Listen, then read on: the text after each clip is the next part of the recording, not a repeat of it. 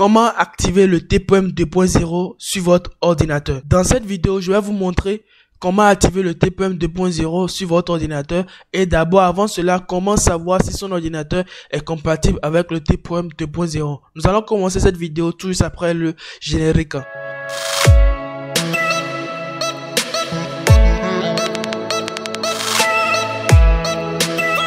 Salut à toutes et à tous, comment vous allez? J'espère que ça va bien de votre côté. De mon côté, ça va.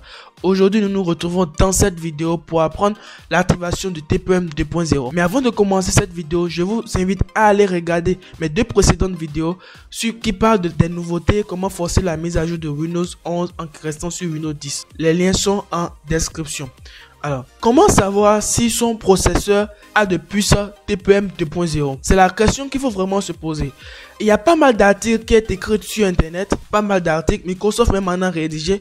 Alors, pour savoir si son PC dispose d'un TPM 2.0, il faudrait que votre processeur soit, s'il est de Intel, que cela soit d'une version de 8e génération. C'est-à-dire que si votre PC est de la 8e génération ou supérieure, cela veut dire que vous avez forcément un TPM sur votre ordinateur. Maintenant, si vous êtes sur du AMD, ou Zen 2 ou supérieur, alors c'est totalement sûr que vous avez un TPM sur votre PC, ou carrément si vous avez un processeur ARM, Qualcomm 7 et 8, etc.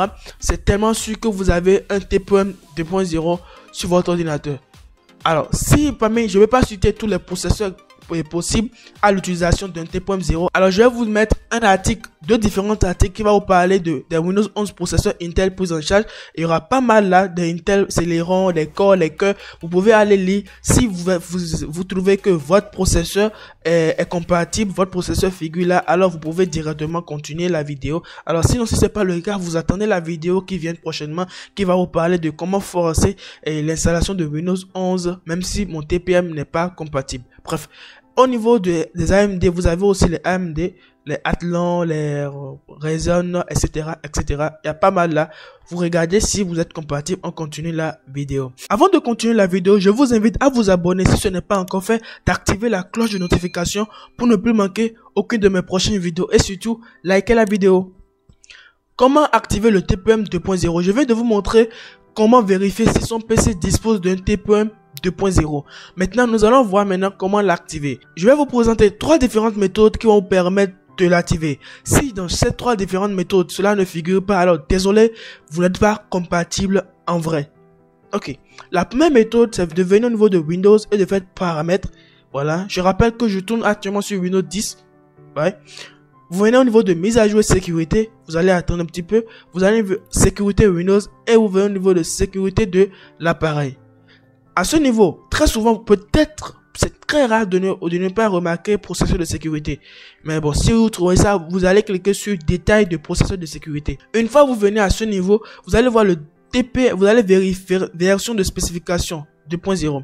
Si vous vérifiez la version des spécifications et vous remarquez que c'est inférieur à 2.0, alors ça veut dire que votre version de TPM n'est pas compatible. Vous avez un TPM, mais votre version de TPM n'est pas compatible à celui que réclame Windows 11. La deuxième méthode pour vérifier si vous disposez d'un TPM, c'est de faire Windows R et de taper tpm.msc. Ok. Voilà. Et là, une fenêtre s'ouvre, vous devez attendre un peu le chargement, ça prend du temps. Parfois, il va vous dire qu'il y a des erreurs, vous fermez, vous redémarrez, ça doit normalement reprendre normalement. Mais on va patienter, ça prend un peu de temps. Voilà, c'est affiché. Tout ce qui nous intéresse ici, c'est au niveau du statut. Si vous voyez d'abord, normalement, si vous avez un TPM bien là, il va vous envoyer un message, mais pas tout ce lot de messages. Il va vous envoyer un message pour vous dire impossible de trouver la TPM compatible. Une fois que vous voyez ce message, soyez rassurés que votre ordinateur dispose d'une TPM, mais que cela n'est pas activé. Voilà. Mais d'autre part, vous pouvez voir au niveau du statut à ce niveau que il va vous dire aussi impossible de trouver la TPM compatible. Moi, dans mon cas, il dit le module de plateforme sécurisé TPM est prêt à être utilisé. Donc, moi, dans mon cas ici, mon TPM est de la version 2.0 et cela est activé. Voici la deuxième méthode qui vous prouve que votre TPM est au niveau de la version de spécification. Vous voyez ici le 2.0. dans mon cas ici, je peux normalement installer Windows 11 sans souci. Même avec le contrôle d'intégrité du PC aussi, j'aurai pas de souci. La troisième méthode pour pouvoir activer le TPM 2.0 est la suivante.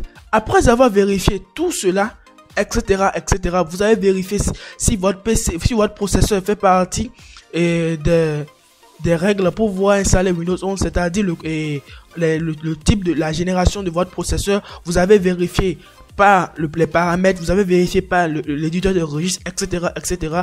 La toute dernière méthode, c'est comment vraiment l'activer en passant par le BIOS ou l'UEFI. Voilà. Cela dépend des constructeurs de votre ordinateur. Peut-être soit chez Asus, Lenovo, Dell, HP. Cela dépend.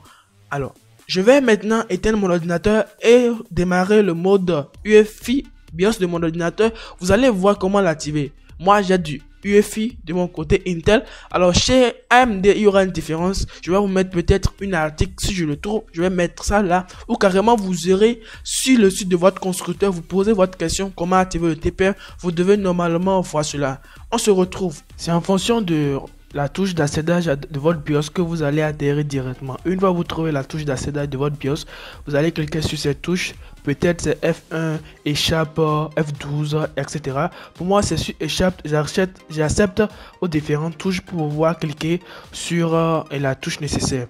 Maintenant, à ce niveau, pour pouvoir cliquer sur la touche de configuration du BIOS, je dois cliquer sur la touche F10 de mon clavier.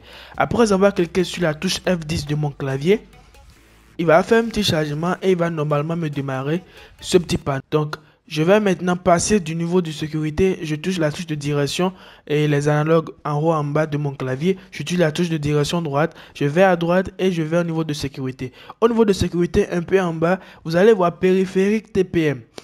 Au niveau du périphérique TPM, voilà, à un niveau donné, il a mis disponible. Si vous cliquez, vous descendez un petit peu en bas en appuyant toujours sur la touche de direction parce que le BIOS lui marche avec les touches de direction, mais avec l'UEFI c'est avec la souris. Donc avec le BIOS c'est les touches de direction. Donc avec la touche de direction vous naviguez et vous allez descendre maintenant au niveau de disponible. Et quand vous appuyez sur entrée, il vous afficher deux niveaux donnés, disponible ou masqué. Voilà. Moi, si vous faites masquer, c'est-à-dire que ça, vous allez le désactiver. Non, vous allez cliquer sur disponible. OK. Ensuite, vous allez faire entrer, ça veut dire que vous avez validé disponible. Vous allez passer à l'étape maintenant de état TPM. Vous faites entrer à ce niveau aussi, il va vous présenter activer ou désactiver. Normalement, si ce n'était pas activé, vous verrez désactiver. Vous allez cliquer sur activer. Quand vous cliquez sur activer, vous faites entrer encore. Et normalement, je crois que c'est déjà terminé. Et une fois que vous terminez, vous appuyez sur la touche F10 de votre clavier ou carrément, vous allez naviguer jusqu'à aller sur quitter.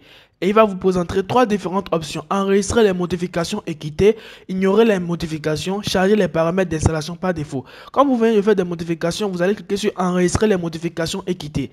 Quand vous faites cela, il va vous enregistrer les modifications et vous allez redémarrer. Normalement, cela veut dire que votre TPM est vraiment activé. Si tout ce qu'on a dit du début jusqu'à la fin là, vous avez vraiment tout respecté.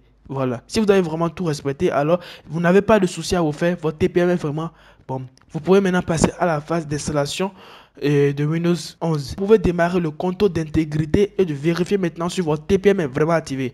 Là, normalement, c'est vraiment activé. Alors, n'hésitez pas à liker la vidéo s'il vous plaît. Et si vous êtes nouvelle sur la chaîne, n'hésitez toujours pas à vous abonner et à activer la cloche de notification pour ne plus manquer aucune de mes prochaines vidéos. On se dit à mardi pour une nouvelle vidéo. Ciao.